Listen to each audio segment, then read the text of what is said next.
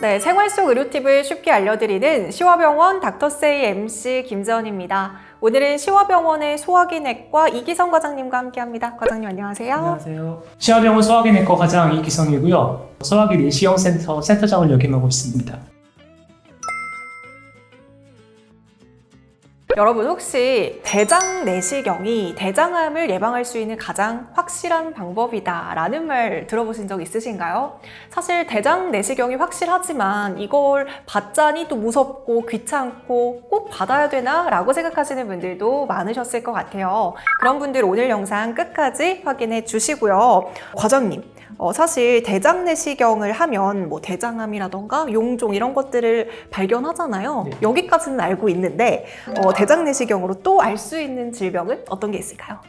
일단은 내시경으로 확인할 수 있는 거는 용종들이 제일 먼저 있고 그 외에도 대장암을 진단하기도 하지만 염증성 장질환이라고 우리 흔하지 않은 병이긴 한데 크론병이라든지 장결핵이라든지 궤양성 결장염이라든지 하는 병들이 있고요. 개실의 염증을 동반하거나 출혈을 동반할 수 있는 개실병증을 또 확인할 수가 있습니다. 사실 저 같은 경우에는 대장 내시경을 받아본 적은 있어요. 근데 처음 받았을 때 되게 무서웠거든요. 이제 대장 내시경을 한 번도 안 받아본 분들을 위해서 대장 내시경의 과정 처음부터 끝까지 혹시 설명 부탁드려도 될까요? 대장 내시경을 보통 저희가 50세 이상 된 환자들에게 권유를 하고 있고 나라에서도 이렇게 건강검진으로 권유를 하고 있긴 하는데 장 안에 오래 남아있을 수 있는 음식 같은 거가 내시경할 때 검사에 방해가 되므로 며칠 전부터는 장 안에 오래 남을 수 있는 음식을 조심하는 게 좋고요. 외래에서 의사와 충분히 상담을 한 후에 장 정결제를 처방받아서 2회 분복을 합니다. 보통 전날 저녁에 한번 절반을 먹고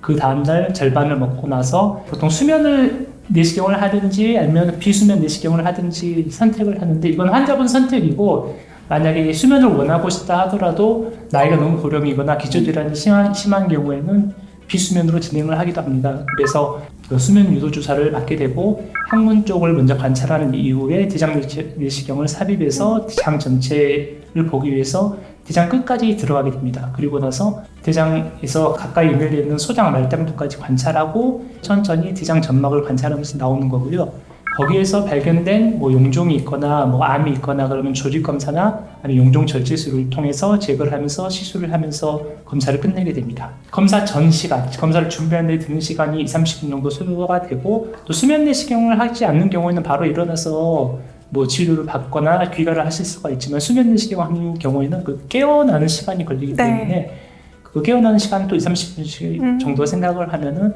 1시간 반 정도 그 이내로 검사 시간이 소요된다고 생각하시면 됩니다. 자, 그럼 이쯤에서 대장 내시경에 대해서 돌고 있는 이야기들이 진실인지 거짓인지를 알기 위해서 저희가 OX 퀴즈를 좀 짚고 넘어가려고 하거든요. 네, 첫 번째 퀴즈 나가겠습니다.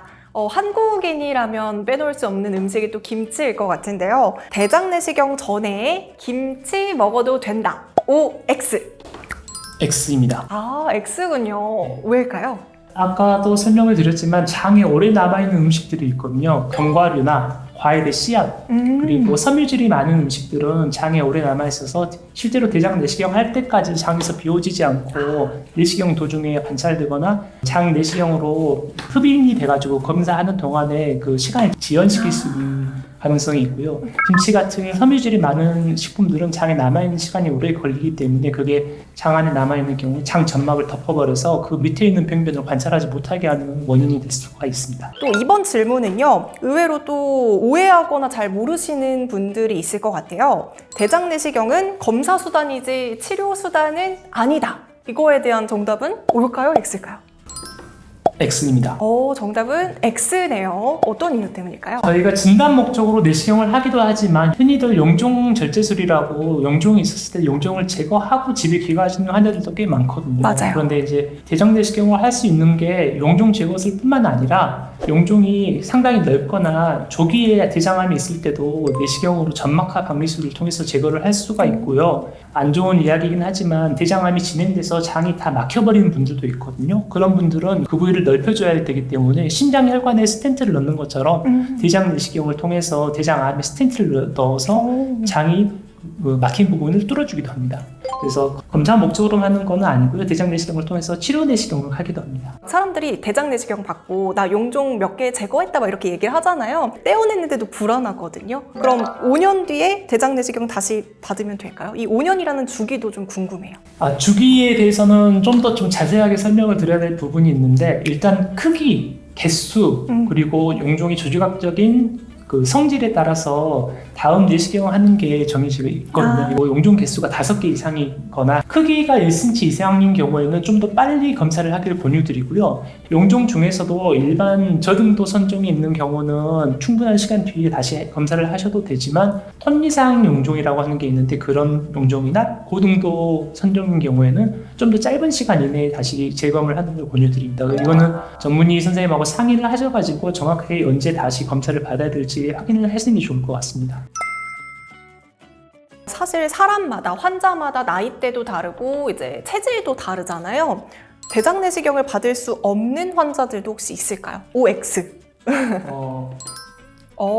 있습니다. 네. 일단은 대장 수술을 한 지 얼마 안 된 환자들 수술 부위에 천공이나 그런 위염 때문에 받을 수가 없고요. 그리고 염증이 아주 심하시거나 그런 장 폐색이 있는 경우에도 대장 내시경을 받을 수가 없습니다. 그래서 그런 분들은 원인을 해결한 이후에 필요하면 대장 내시경을 받는 게 좋을 것 같습니다. 그러면 대장 내시경을 받고 난 뒤에 특별히 주의해야 될 점이 있다면 어떤 게 있을까요? 요즘은 수면 내시경을 많이 하니까요. 수면 내시경을 하고 난 이후에는 절대 운전 같은 거는 삼가하셔야 되고요. 내시경을 할 때 안쪽에 공기를 가득 주입해서 장을 충분히 펼쳐서 구석구석 관찰을 하거든요. 네. 복통도 심할 맞아요. 수 있고 배가 많이 불편할 수 있으니까 뭐 음식을 바로 뭐 이렇게 주의하거나 그럴 필요까지는 없지만 소화가 잘 되지 않는 음식은 좀 피하시는 게 아무래도 환자들께 도움이 될 것 같고요. 그리고 용종 절제술을 했던 사람들은 용종 자체에서 출혈이 되지 않는지까지 확인을 하고 대장 내시경을 해소한 이후에 검사가 끝나는데 이후에 지연된 출혈이 있을 수 있습니다. 보통 3, 4일까지는 지연된 출혈이 있을 수 있어서 저 같은 경우는 3, 4일 동안 대변 색깔을 잘 확인하시라고 말씀을 드리고 고갑이 올라가는 그런 운동이나 무거운 물건 드는 행위는 조심하라고 말씀드리고요. 이 정도 주의하시면 될 것 같습니다. 대장 내시경을 받고 충분한 휴식 시간 그리고 회복 시간을 거쳐야 되는 게 중요할 것 같습니다. 네, 그럼 마지막으로 시청자분들께 또 당부하고 싶은 말씀이 있다면 자유롭게 부탁드릴게요. 이 대장암을 예방하기 위해서는 적색 육류나 가공육 같은 거, 유전적인 요인이 있는 경우는 어쩔 수 없지만 흡연이나 알코올 섭취 같은 거는 되도록 피하시는 게 좋고요. 그리고 자기가 검사를 받아야 될 나이가 되면은 꼭 검사를 받고 그 이후에 추적 검사도 또 언제 해야 되는지 의사에게 꼭 확인을 하시고 적절하게 추적 검사 하셔서 더 이상 뭐 대장암이 진행된 상태에서 오시는 것보다는 조기에 용종 같은 걸 절제해서 대장암을 예방할 수 있도록 하시는 게 좋을 것 같습니다.